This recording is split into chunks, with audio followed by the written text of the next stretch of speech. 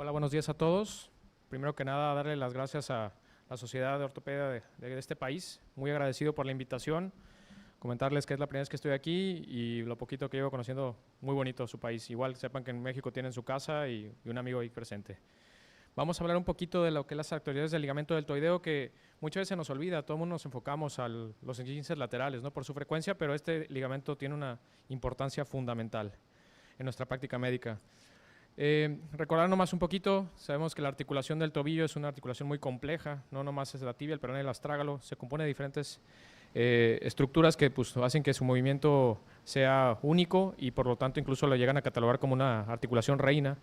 Sabemos que los ligamentos como tal tienen una función de propiocepción y cuando alguno de ellos, ya sea uno o todos, tienen una alteración, se pierde este mecanismo. Hablando específicamente del complejo deltoideo, sabemos que se ha descrito y incluso ha cambiado y a la fecha sigue cambiando, le siguen encontrando fascículos, interconexiones. Se divide básicamente en lo que nos enseñan desde la residencia, un fascículo superficial y uno profundo. Esto ya perfectamente descrito y conocido y bueno, sabemos que dependiendo del grado de lesión, esto va a implicar mucho en nuestro pronóstico. Sabemos que también dependiendo como en la rodilla o los que practicamos la cirugía de pie y tobillo, sabemos que es muy importante conocer el mecanismo de lesión, ya que dependiendo de la posición en la que el paciente se lesiona o el mecanismo de energía, puede reproducir la ruptura de uno o de todos. Por este mecanismo de frecuencia sabemos que el mecanismo de versión es el principal, menos común obviamente que el mecanismo lateral, sin embargo también en el mecanismo lateral no debemos de pasarlo por alto. Hablando específicamente de este segmento, sabemos que se compone la cara medial del tobillo, como comentábamos son el vientre superficial, el vientre profundo y este pues, nos sirve para precisamente controlar los movimientos de eversión, de flexión plantar forzada. Los mecanismos más comúnmente asociados sabemos que son sobre todo supinación, rotación externa, pronación y abducción, pronación y rotación externa. Realmente como una lesión aislada se encuentra muy poca evidencia en la literatura, sabemos que va de un 3 a 4% y normalmente una inestabilidad o lesión de este puede llegar a ser de diagnóstico tardío, normalmente por mal sospecha o mal diagnóstico. Asimismo sabemos que esto puede condicionar una inestabilidad, no solamente lateral como habíamos comentado, sino una inestabilidad medial. Y esto pues obviamente está muy asociado, como dijimos, a una inestabilidad del complejo ligamentario lateral y a la sindesmosis. Estas lesiones no tratadas puede ser muy alto su porcentaje de artrosis y en corto tiempo, como vamos a ver más adelante con algunos casos, y por lo tanto producir una artrosis severa del tobillo. Sabemos, bueno, bien descrito por Hinterman, este artículo lo recomiendo mucho, está perfectamente descrito todas las maniobras que podemos hacer con carga y en carga para nosotros detectar si realmente existe una lesión medial específicamente. Tenemos los movimientos típicos de cajón, el empuje del talón, maniobras de estabilidad, incluso muchas muy parecidas a las que practicamos cuando revisamos un tibial posterior. De igual forma, como comentábamos, es importante realizar las exploraciones también en carga, cuando el paciente obviamente lo permite, cuando no es agudo, y valorar nosotros la integridad de toda la columna medial, no solamente lo óseo, sino lo estructural y tejidos blandos. Es importante que nos apoyemos de estudios de radiografías, no solamente las radiografías convencionales, existen, sabemos algunas que son las radiografías con gravedad. Estos pues evidencian la lesión franca del componente medial del espacio tibio-talar, y esto pues, realmente no tiene ningún grado de complejidad. Digo, ahí el radiólogo tiene que hacer a veces sus inventos. Yo muchas veces incluso acompaño al paciente a rayos X en el servicio de urgencias y le digo, pónmelo así, acomódalo, y para detectar estas lesiones. Las radiografías con estrés cada vez un poquito más en desuso porque, bueno, no creo que ningún paciente tolere en agudo esta maniobra o puede salir obviamente lastimado, pero sabemos que son una buena utilidad, sobre todo en casos cuando el paciente ya está sedado o incluso con uso de algún tipo de fluoroscopio como mecanismo de apoyo. El ultrasonido cada vez va ganando más terreno. El ortopedista, bueno, en mi país ya estamos adiestrándonos cada vez más en el uso del mismo. No somos radiólogos, pero pues así como un ginecólogo hace sus ecos, un angiólogo hace sus ecos, nosotros estamos aprendiendo cada vez a hacer un poco de ecos, pero si no apoyarnos de un especialista musculoesquelético en el cual nos puede dar un diagnóstico bastante certero. Y no se diga pues con la resonancia, pero es importante conocer muy bien la anatomía, ¿no? No solo basarnos en la descripción del radiólogo, sino saber interpretarla por nosotros mismos y hacer una buena correlación clínico-radiográfica. Sabemos que en la lesión aguda, bueno, ya ampliamente descrita, pero también por el doctor Hinterman, que es un apasionado del complejo medial, la divide en 3 grados. En la siguiente imagen vamos a ejemplificar cada uno. Uno es cuando está la lesión básicamente en la región proximal del ligamento deltoideo. otra en la región intermedia y por último en la región de la inserción como tal, siendo la más frecuente la primera. Independientemente del grado de lesión, pues ahorita vamos a platicar sobre las controversias de sus reparaciones de cada una. Y la inestabilidad crónica ya es un poquito más compleja, como habíamos dicho, ya esta inestabilidad sabemos que se asocia un poquito más a otros grados de alteración, incluso artrosis, falla de la columna medial e incluso llegando a presentarse incluso como un paciente con pie plano, ¿sale? Este artículo me gusta mucho porque literalmente es esto, ¿no? Un dilema. Hay mucha controversia todavía a la fecha, a pesar de que se siguen haciendo estudios comparativos, si realmente es necesario repararlo o no. Esto a veces nos confunde incluso decir, ay, mejor lo dejo así, qué tanto daño le puedo hacer, o realmente poner una balanza si es necesario hacerlo o no. Este artículo lo recomiendo mucho. Pregunta aquí al panel, en una lesión aguda, fractura de tobillo, todo el mundo, ¿quién no lo repara? No lo reparas, así lo dejas. Fíjate, y es cirujanos expertos. Todos los demás lo repararían, supongo, ¿verdad? Lo exploran mínimo. Bueno, eso es interesante, ¿no? Y hay quien dice, yo nunca. Entonces, creo que la medicina, y digo, esto es un hecho, la medicina no existe ni el todos, ni el nunca, ni el siempre, ¿no? No es una ciencia exacta, entonces tenemos que saber individualizar cada caso. Volviendo a este artículo, bueno, aquí los autores comentan pues, que el tratamiento conservador está indicado cuando es una inestabilidad medial aguda, sin deformidad como tal en valgo, si el paciente permite un poco de carga, y cuando la sindesmosis está íntegra o incluso tenemos una lesión grado 1, ¿no? El tratamiento que ellos recomiendan es una inmovilización por 4 o 6 semanas, una descarga progresiva. El quirúrgico ya se mete más cuando es una inestabilidad más franca y cuando la sindesmosis o incluso los ligamentos laterales están tomados, ¿no? De hecho, lo platico ahorita con el doctor Alvin, ellos cada vez sugieren más el uso de la artroscopía como un método terapéutico y diagnóstico a la vez, ¿no? Donde se puede evidenciar realmente los movimientos y no solamente basarnos en lo que es los métodos de imagen. Nuevamente, bueno, este es otro artículo que nos habla de la reparación realmente en agudo, ¿no? Y pongo aquí este apartado y digo, no me metí mucho a los artículos, los expuse los más metodológicamente bien hechos, quienes defienden la no reparación y tienen mucha casuística donde tienen muy buenos resultados a mediano y largo plazo. Entonces es muy válido en algunas ocasiones, digo, y esto no es ley, no hacer una reparación y esperar a que la biología misma haga su trabajo, pero sabiendo reducir el resto del complejo ligamentario. Y asimismo, sabemos que este rol de repararlo, ¿no? Si es una lesión compleja, ahí sí yo creo que la mayoría, si tenemos una lesión fuerte, pues entramos a mínimo revisarlo y hacer una buena plastía, ¿no? Ya eso está totalmente descrito, son otros artículos bastante buenos, ya son metaanálisis, nivel de evidencia a veces grado 1, grado 2, donde tienen muy buena evidencia. Y la técnica que recomienda, por ejemplo, aquí el doctor Gonzalo Bastias y Filippi, chilenos, es llevar esta metodología y sobre todo no como receta de cocina, pero como sugerencia, ¿no? Hacer primero una reducción del peroné, después el tornillo situacional y después evaluar nuestra integridad del malleolo medial, ¿no? No solamente en fracturas, sino pensando en tejidos blandos, como comentamos, para no generar una inestabilidad, apoyarnos del uso de fluoroscopía, artroscopía o un método de radiografía gravitacional posoperatoria y ver si realmente está abierto o no. Bueno, nuevamente estos dos autores dicen que no existe un consenso actual, y simplemente aquí, de los que conocemos un poquito más del tema, podríamos armar una buena charla y crossfire, pero no existe como tal cuáles deben de ser reparadas y cuáles no. La mayoría de las técnicas descritas de forma aguda sabemos que son con suturas, el uso de anclas, aumentaciones, depende mucho del centro donde trabajemos o incluso la casa comercial con la que trabajemos. Realmente no existe una evidencia cuál es mejor, el chiste es que si lo vas a reparar, repáralo bien, ¿no? Que quede suficiente, que quede bien. Sugieren nuevamente estos autores asociarlo siempre a artroscopía, ya que hacemos un buen debridamiento, hacemos una buena limpieza articular y además como método diagnóstico.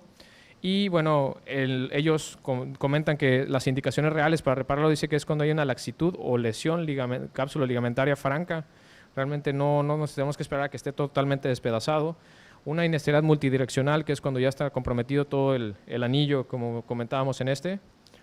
Y que afecta obviamente la sindesmosis y los ligamentos laterales. Hablando del uso de la artroscopía, cada vez lo estamos utilizando más y más y más. Y esto es mucho... Lo pongo en comparación y así lo he dicho en otros congresos, es como el cirujano de rodilla, ¿no? Ahorita es inconcebible hacer un cruzado abierto, ¿no? Y bueno, yo no sé, en mi país ya no se practica eso. Puede ser hasta motivo de demanda, ¿no? ¿Por qué me abriste? Igual cada vez tenemos que hacer la tendencia a ser lo menos invasivos, pero lo más resolutivos posible, sin hacer tanta agresión a los tejidos blandos. La artroscopía cada vez va ganando más terreno a nivel de tobillo En mi país tardó un poquito la transición de que la aseguradora decía, oye, pero ¿por qué le estás metiendo al artroscopio una fractura? Le digo, bueno, porque una fractura de meseta también le meto el artroscopio, ¿no? Para ver que la superficie quede bien, el menisco, pues igual acá. Entonces, estamos en esa transición, en otros países ya está muy trabajado esto. Y bueno, aquí en la lesión aguda, los autores sugieren, bueno, el doctor Gastón y el doctor Pablo Calvi proponen este algoritmo, les lo voy a traducir realmente. Les menciona que si es un esguince medial con una exploración física positiva, una imagen y una resonancia positiva, pero es una lesión aislada que dijimos es poco frecuente, pero hay que sospecharla, hay que identificar si es estable o inestable, ¿de acuerdo? Y esto no está indicado en el dolor. Sabemos que hay pacientes que tienen un umbral del dolor bastante amplio, pero tolerable, y eso no significa que esté inestable o no. Aquí nosotros determinar si el tratamiento debe ser conservador o quirúrgico depende mucho sobre todo del nivel de actividad de nuestro paciente, ya que si es un paciente deportista, bueno, incluso muchas veces ni el paciente decide, ¿no? Me pasa seguido con algún jugador de algún club, un atleta elite, oye, opéralo, me cuesta dinero, ¿no? Necesito que regrese en tanto tiempo.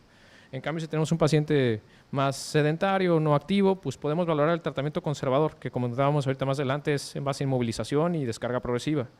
Esto en lesiones aisladas, que como comentamos, difícil diagnóstico, pero siempre sospecharlo. Nuevamente, el otro panorama, que son las lesiones asociadas, que es un poquito más frecuente, que igual muchas veces nos abocamos casi todos a la inestabilidad lateral, pero sabemos que puede haber una inestabilidad multiligamentaria o multidireccional. Determinar si es estable o no, esto es fundamental, y volvemos al mismo, esto no se determina por esto. Es muchas veces clínico, y cuando metemos el artroscopio nos damos cuenta, ¿no? Considerar conservador, como dijimos, cuando es estable, pero volvemos a lo mismo. Cuáles sí, cuáles no, todavía no está muy bien el diagnóstico, hay que individualizar cada caso, y en los inestables, pues considerar la cirugía siempre con cualquier método de reparación. Comentábamos, lo que sugieren estos autores es 6 semanas de inmovilización y al menos 4 sin apoyo. ¿Qué significa esto?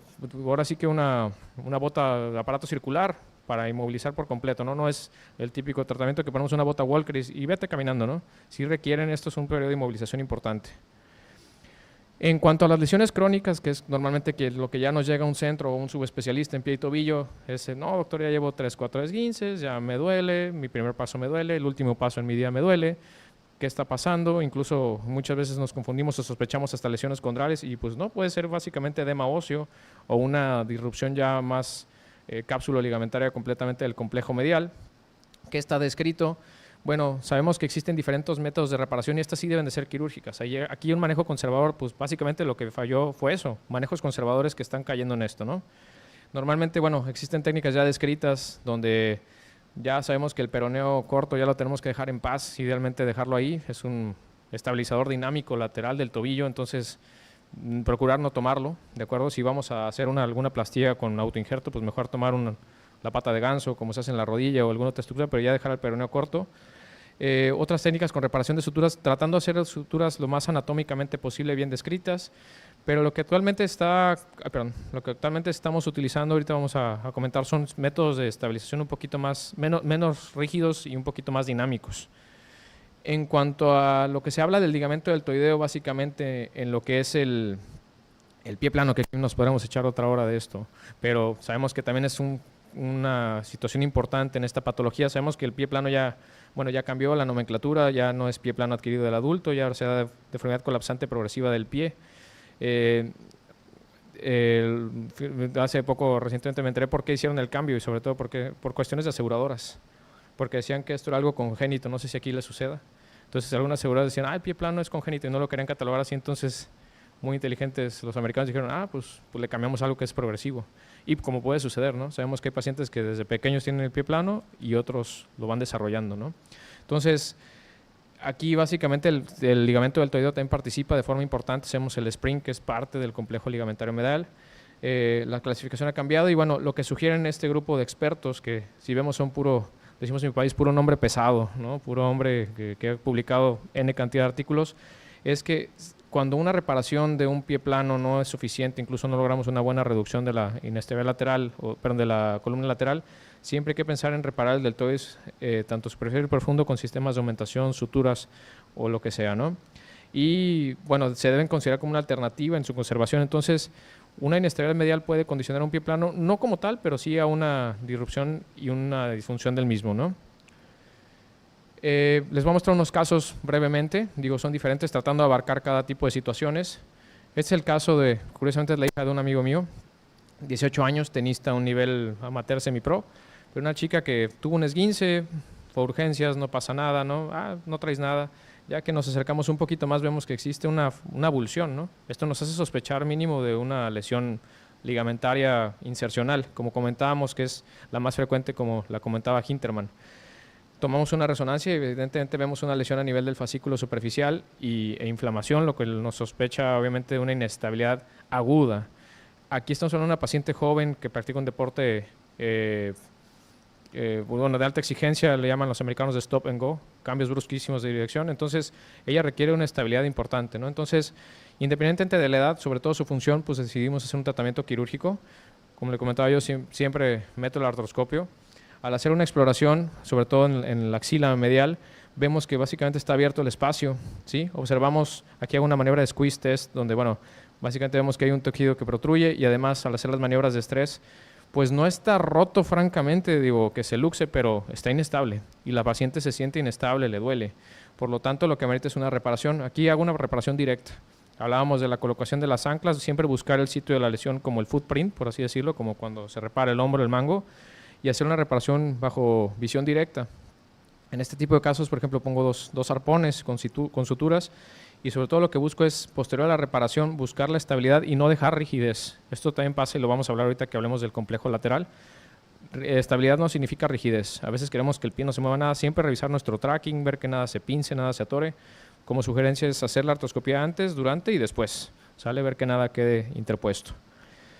Otro ejemplo, este es uno que acabo de operar recientemente, pero precisamente hablando de las lesiones multidireccionales. Paciente joven, 23 años, una caída de un caballo, su pie se atora en el estribo, incluso muchos sospecharíamos una Lisfranc por el mecanismo de lesión, que era típico, pero vemos que básicamente existe una apertura importante de la sindesmosis y también el deltoideo dice uno, no se ve normalito, pero vamos a ver, ¿no?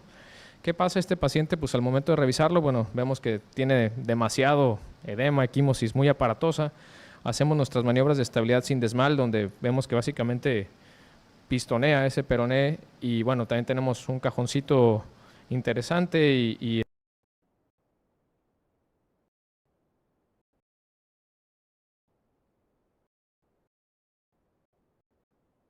este paciente decidió operarlo en agudo porque llegó en agudo. Si no, los tejidos blandos lo saben, me empiezan a ganar y o lo operaba ahí o lo tenía que enfriar. Entonces hablamos con ellos y se tomó la decisión. Al momento de entrar con el artroscopio, sabemos que cuando nuestro shaver 3.5 o la cámara, lo que ustedes gusten, entra por este espacio, automáticamente la sindesmosis está rota. Vemos que no existe el ligamento de Basset, no está presente el tibio peroneo anterior, ni el fascículo anterior inferior, ni el superior. Entonces sospechamos de una lesión sindesmal, empujo con mi shaver, hacemos como una especie de cotón artroscópico. Entonces esta sindesmosis está rota y los peroneos laterales, pues ni sus luces, ¿no? De igual forma entramos al receso medial, mucho tejido interpuesto, volvemos a lo mismo, un espacio completamente abierto. Al hacer nuestras maniobras de inestabilidad vemos que existe una inestabilidad cápsulo-ligamentaria donde existe una disrupción del fascículo superficial, pero con eso me es suficiente para sospechar inestabilidad medial. Hacemos una reconstrucción completa, ¿sale? En este tipo de caso lo que hice fue una plastía de la sindesmosis con una placa y un sistema de doble botón dinámico. Se puede hacer con tornillos, que también es otro tema que nos podríamos echar media hora aquí discutiendo, muy válido también. Yo acá tengo la oportunidad de trabajar con muchos pacientes que tienen la solvencia económica o incluso seguro de gastos médicos, pero se puede hacer perfectamente con tornillos transindesmales y las suturas tanto del ligamento deltoideo como un brostrom, tal cual, brostrom artroscópico, donde conseguimos una buena estabilidad de todo el complejo, sobre todo para evitar inestabilidades rotacionales, que es lo más importante en una inestabilidad multidireccional. De igual forma, volvemos a entrar, vemos que el espacio ya se ve un poquito más cerrado, hacemos un debridamiento, reviso mi receso medial, ahí brinco todo ese tejidito y vemos que no existe inestabilidad, incluso al momento de estar haciendo las maniobras dinámicas, ¿no? Igual el receso lateral perfectamente aplicado, perfectamente cerrado, ya no me bosteza, entonces con eso me quedo más tranquilo. Otro caso, este es una paciente ya un poquito más grande, pero es 15 de repetición. Al momento de ver su resonancia vemos cómo los fascículos profundos también están tomados, no solo los superficiales, lo cual nos hace sospechar de una inestabilidad crónica medial y de hecho su dolor es ahí, ¿sale? Entonces tomamos la decisión básicamente de hacer una reconstrucción. La paciente, su piecito se iba, efectivamente empezaba a hacer un poquito de valgo. Entramos con el artroscopio, vemos, acá está del otro lado, pero vemos nuevamente un espacio del deltoideo abierto, acá sin hematomas, sin nada.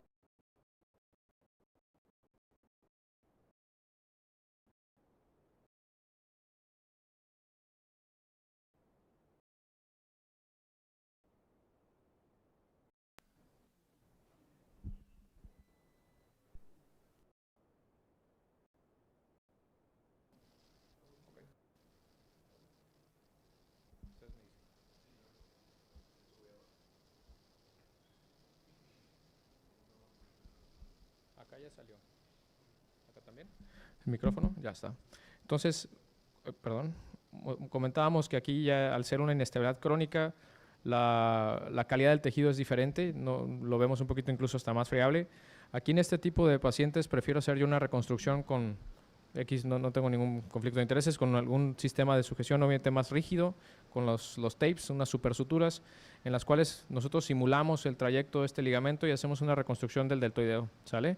Una reconstrucción básicamente hecho con este sistema de fijación un poquito más rígida, pero bastante funcional. Entramos nuevamente posterior a la reparación y vemos que ya no existe ese bostezo y por lo tanto hacemos incluso con maniobras dinámicas, yo les digo a mis residentes, prueba siempre tu cirugía, ¿no? Ahí todavía estás en el momento de hacer alguna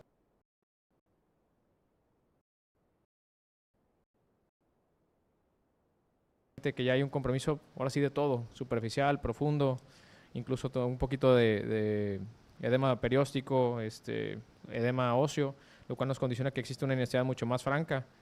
En este tipo de pacientes, cuando vemos nuevamente el artroscopio, siempre revisar bien nuestro receso.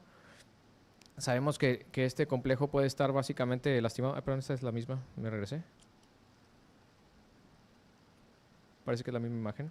Pero lo que decidí es hacer una reconstrucción del deltoideo, pero como hemos dicho, sin utilizar el peroneo corto, utilizando un aloinjerto. Esto lo preparamos similar a como se prepara un ligamento cruzado, pero hacemos 2 hebras, ¿sale? Lo pasamos como un T4.